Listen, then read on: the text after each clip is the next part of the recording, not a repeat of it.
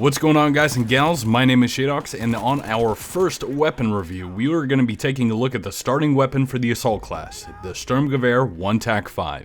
This video will help you understand the weapon and give you some advice on which specializations to run. Let's get started. The Sturmgewehr 1-5, or the Volkssturmgewehr Gustloff, is the first weapon that you will have available in the assault class. It offers a well-rounded package of rate of fire and damage, making it versatile in most scenarios. The Gustloff is also extremely easy to control, especially if you choose the right specializations. But this weapon falls short when we start comparing damage to other weapons. So let's talk about damage. This weapon will deal a maximum of 24 damage per bullet and will hold this damage to about 12 meters, where then it will start to drop off to a minimum of 16 damage. This means that you will need to hit at least 5 rounds to kill a target at full health and a maximum of 7. Coupled with this weapon's rate of fire at 670 rounds per minute, this means that you will have a minimum time to kill of 358 milliseconds. This weapon also has a headshot multiplier of 2, and this will mean that each headshot will deal 48 damage and drop the required bullets to kill down to 3. Moving on, in Battlefield 5, specializations are how you change the handling characteristics of the weapon. This allows you to adjust the weapon to best suit a map, a situation, or just your overall playstyle.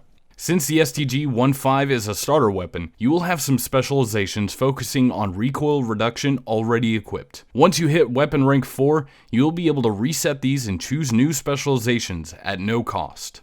For specializations, we have Quick Reload, which will reduce your empty and full reload times by 15%, Quick Aim, which means that you can ADS 33% faster, Enhanced Grips, which will give you decreased hip fire spread, Ported Barrel for reduced horizontal recoil, Polished Action for a further decrease to hipfire spread, Custom Stock for reduced spread while aiming and moving, Recoil Buffer for decreased vertical recoil, and finally, Lighten Stock, which increases your movement speed while aiming by 60%.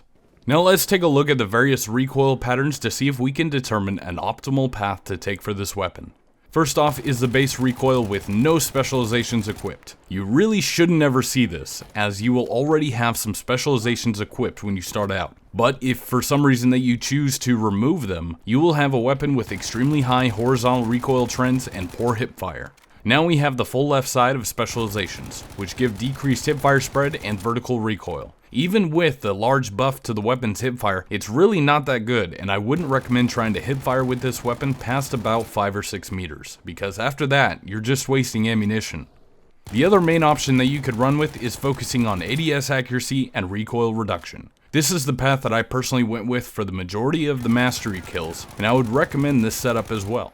You can see there is a whole lot less side-to-side trends and bounces with this setup, and this allows you to burst for longer lengths at distance and control your extended fire much more effectively. Since you should be aiming down the sights with this weapon, I personally went with Quick Aim, Ported Barrel, Custom Stock, and Lighten Stock. This setup makes the weapon extremely easy to control and accurate when moving and shooting.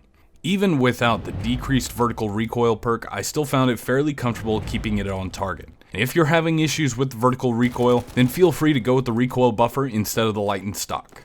Now with the decreased horizontal recoil, you will find yourself landing those headshots pretty consistently if you fire your first shot center mass. The bullets will start traveling up the chest and move on right into the head, saving you at least 1 bullet to kill and dropping your TTK by 90 milliseconds. This weapon can also be tap fired quite effectively at targets at range. There's very little recoil to slow you down, meaning that you can spam fire it quite effectively. This is a pretty good all-round rifle, and this weapon really shines between 20 and 35 meters, just because it loses to the SMGs and other rifles up close, and to the DMRs and SLRs further out at range. Overall, this is a good starting weapon, and it's a great way to learn how specializations work with the automatic rifles in Battlefield 5. It's a good weapon overall, but it's not the best at anything. Due to its versatility, I would recommend using this weapon when you get started with the assault class, but move on to something with a bit more potential once you have them unlocked. My name is Shadox, and I hope to see you on the battlefield.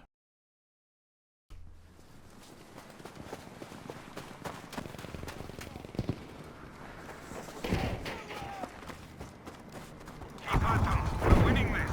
Explosive rigged!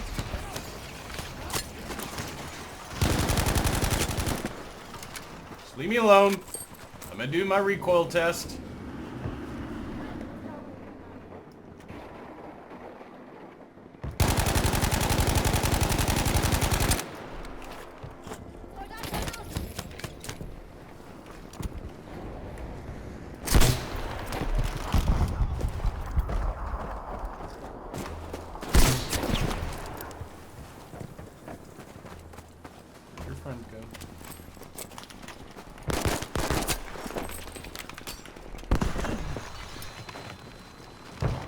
Blimey!